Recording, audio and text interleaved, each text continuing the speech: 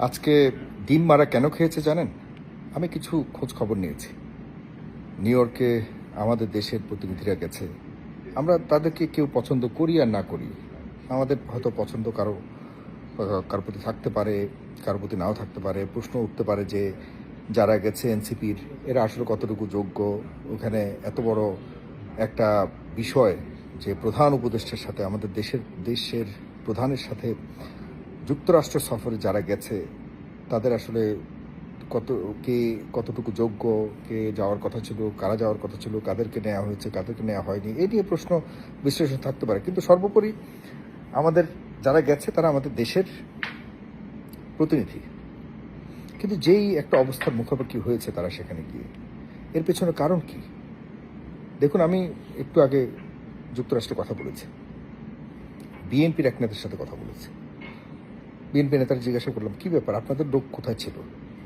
আপনারা এভাবে আপনাদের নেতারা মার খেলো, ডিম মারা খেয়েছে, ঘটনা কি?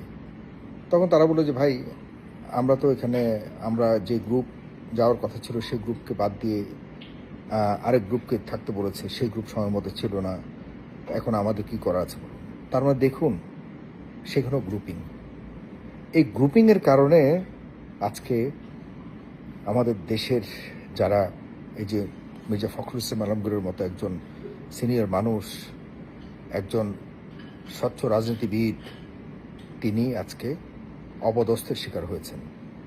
আমি সেই যখন থেকে ঘটনা হয়েছে তখন থেকে এই বিষয়টি নিয়ে খুব ভাবছি। আমি নিজেকে মানাতে পারছি না যে এরকম একটা অপমানকর সিচুয়েশনের মুখোমুখি বা ফেস করতে হয়েছে। দেখুন, এত কিছুর পরেও মির্জা ফখরুল ইসলাম আলমগীর একটা বার ওইসব আক্রমণকারীর দিকে তাকায়ও নি। তিনি খুব ভদ্রভাবে চলে গেলেন। এরপর আক্তারকে পেছন থেকে আপনার ডিম মারা হয়েছে। এটি এটি খুবই দুঃখের বিষয়, এটি খুবই অপমানজনক বিষয়। আমি পরবর্তীতে যখন জিজ্ঞাসা করলাম তাহলে কারা ছিল এখানে, বলল জামাত ইসলামের সমর্থকরা ছিল। জামাত ইসলামের সমর্থকরা শেষ পর্যন্ত বিএনপির নেতা এবং এনসিপি নেতাদেরকে বাঁচিয়েছে, অন্তত বাঁচানোকে অন্ততপক্ষে জড়িয়ে ধরে এগিয়ে দিয়েছে। দেখুন, দেশে কিন্তু এই দুই পক্ষকে দেখতে পারে না, অথচ বিদেশে দেখা গেছে যে এক পক্ষ আরব পক্ষকে, প্রতিপক্ষকে, দেশের রাজনীতি প্রতিপক্ষকে দেখা যাচ্ছে যে বাঁচাতে গেছে। আরেকটা মেয়ে গেছে, তাসনিম জারা নামক একটা মেয়ে গেছে, তাকে কিভাবে অপমানজনকভাবে, কি বাজে ব্যবহার করেছে তার সাথে। তাকে বলেছে ওই MAGI, তাকে কর, এটা কর, ওটা কর। ছি ছি। আমরা আওয়ামী লীগকে বলবো, আওয়ামী লীগের নেতাদেরকে বলবো, তাদেরকে সামলান, আপনারা এই দেশেরই মানুষ। এটা কোনো রাজনীতি হতে পারে না, এভাবে রাজনীতি হয় না। এটা যেটা করেছে নিউ ইয়র্কে, এটা একটা, কি বলবো, শত্রুরাও এমন আচরণ করে না, এই মেয়েকে আমরাও অনেকে পছন্দ করি না, কিন্তু সে তো একটা মেয়ে মানুষ। সে গেছে, তার শারীরিকভাবে তাকে হেনস্থা করবার জন্য আরেকজনকে আহ্বান করছে যে তাকে ধরে টিপ, অমুক জায়গায় টিপ, তমুক জায়গায় টিপ, এভাবে।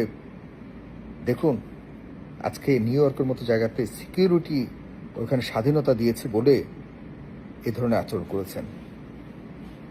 আপনাদের তো অবশ্যই বাংলাদেশে আপনাদের হয়তো ফিরবেন না, আমরা কোনোভাবেই চাই না।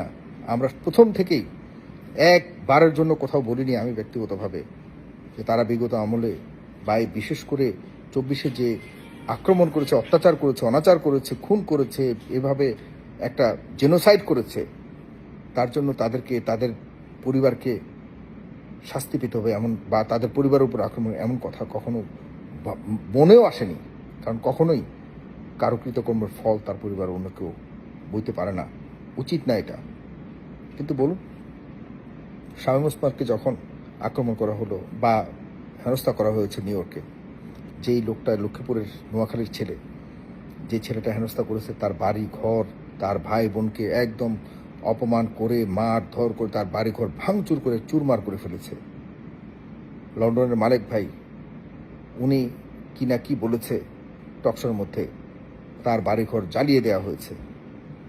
আমি আওয়ামী লীগের ভাইদেরকে বলবো, একই জিনিস কি এখন যারা দেশে আছে তারা কি করা উচিত? করলে কি আপনাদের পরিবাররা ভালো থাকবে? কখনো ভালো থাকবে না। এভাবে হয় না, এই জিজ্ঞাসা নিয়ে রাজনীতি হয় না।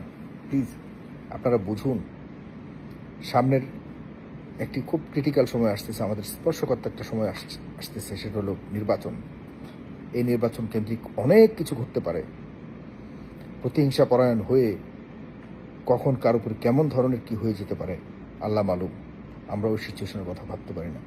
আপনারা ভালো কাজ করুন, আপনারা ফিরে আসার জন্য চেষ্টা করুন, তবে এটা অবশ্যই মানুষের মনকে জুগিয়ে আপনাদের যে আপনারা অপরাধ করেছেন সেটির আবারও আপনারা রিয়ালাইজ করুন, করে আবার রাজনীতি ফিরে আসার চেষ্টা করুন। তো অবশ্যই যারা অপরাধী তার কোনোভাবে তাদেরকে ক্ষমা করা যাবে না। আমি সর্বোপরি যে কথাটি বলার জন্য এই ভিডিওটি করছি, এটি হলো যে যারা এখন বর্তমানে পাওয়ারের আশপাশে আছেন, জামাত ইসলামী আন্দোলন, এনসিপি, গণ অধিকার, তারপরে আপনার বিএনপি, বিশেষ করে বিএনপিতে এখন সবার মুরব্বী, এখন সবচেয়ে বেশি শক্তিশালী পার্টি বিএনপি। এই বিএনপি যখন অপরাধকে গৌণ হিসেবে দেখে যখন বলবে যে আমরা ওইসব অপরাধকে অপরাধ হিসেবে দেখি না, আমরা চাই অপরাধীদেরকে আবারও পুনর্বাসন করা হোক, তখন কিন্তু আর অপরাধীরা আর অপরাধ বোধ মনে করে না। তারা মনে করে যে না, আমরা সঠিক আছি। তখন যে অপরাধ তারা করছিল তার চেয়ে দ্বিগুণ অপরাধ করার মতো তাদের মনের মধ্যে শক্তি যোগান হয়। প্লিজ অপরাধীকে অপরাধী বলতে হবে, বিএনপিকে আরও সচেতন হতে হবে। যারা অপরাধী তাদেরকে অবশ্যই বিচারের সম্মুখীন করার জন্য বিএনপিকে সবচেয়ে বেশি শক্তিশালী ভূমিকা রাখতে হবে। না হলে বিএনপির এই দুর্বলতার জন্য অপরাধীরা আমাদের সামনে আরও ভয়ঙ্কর অবস্থা নিয়ে সামনে দাঁড়াবে, তখন কিচ্ছু করার থাকবে না।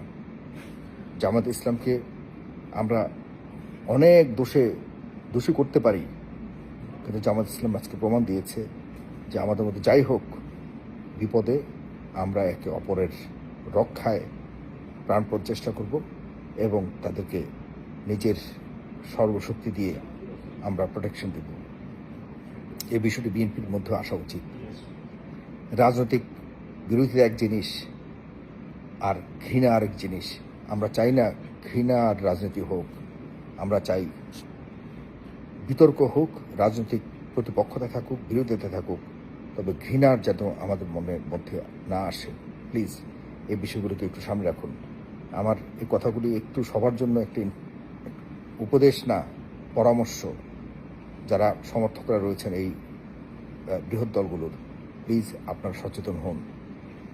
অপরাধীকে কোনোভাবেই ছাড় দেওয়া যাবে না, তবে যারা নিরপরাধ যে কোনো দলের হোক, ইনক্লুডিং আওয়ামী লীগ, তাদের উপরেও কোনোভাবে অপরাধমূলক আচরণ করা যাবে না।